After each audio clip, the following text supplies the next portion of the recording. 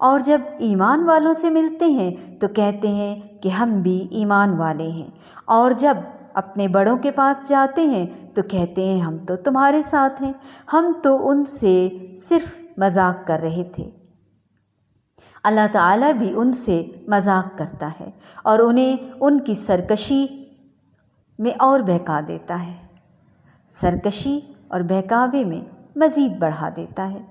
یہ وہ لوگ ہیں جنہوں نے گمراہی کو ہدایت کے بدلے میں خرید لیا، پس نہ تو ان کی تجارت نے ان کو فائدہ پہنچایا اور نہ ہی یہ ہدایت والے ہوئے۔ ان کی مثال اس شخص کی سی ہے جس نے آگ جلائی، پس آس پاس کی چیزیں روشنی میں آئی ہی تھیں کہ اللہ تعالیٰ ان کے نور کو لے گیا اور انہیں اندھیروں میں چھوڑ دیا جو نہیں دیکھتے، بہرے، گونگے، اندھے ہیں، پس وہ نہیں لوٹتے۔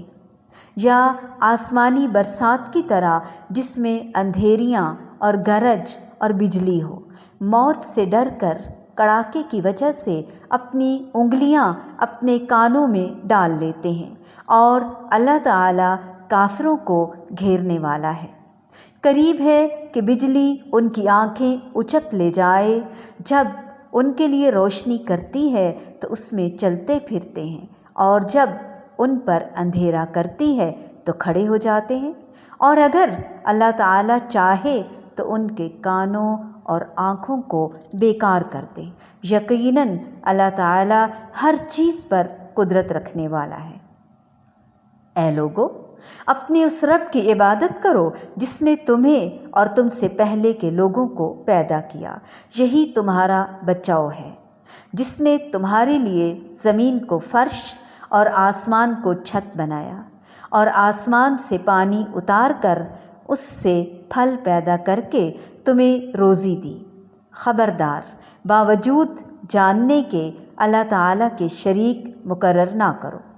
ہم نے جو کچھ اپنے بندے پر اتارا ہے اس میں اگر تمہیں شک ہو اور تم سچے ہو تو اس جیسی ایک صورت تو بنا لاؤ۔ تمہیں اختیار ہے کہ اللہ تعالیٰ کے سوا اپنے مددگاروں کو بھی بلا لو، پس اگر تم نے نہ کیا اور تم ہرگز نہیں کر سکتے تو اسے سچا مان کر اس آگ سے بچو جس کا ایندھن انسان اور پتھر ہے، جو کافروں کے لیے تیار کی گئی ہے۔ اور ایمان والوں اور نیک عمل کرنے والوں کو ان جنتوں کی خوشخبریاں دو جن کے نیچے نہریں بہہ رہی ہیں۔ جب کبھی وہ پھلوں کا رزق دیے جائیں گے اور ہم شکل لائے جائیں گے تو کہیں گے یہ وہی ہے جو ہم اس سے پہلے دیے گئے تھے، اور ان کے لیے بیویاں ہیں صاف ستھری، اور وہ ان جنتوں میں ہمیشہ ہمیشہ رہنے والے ہیں۔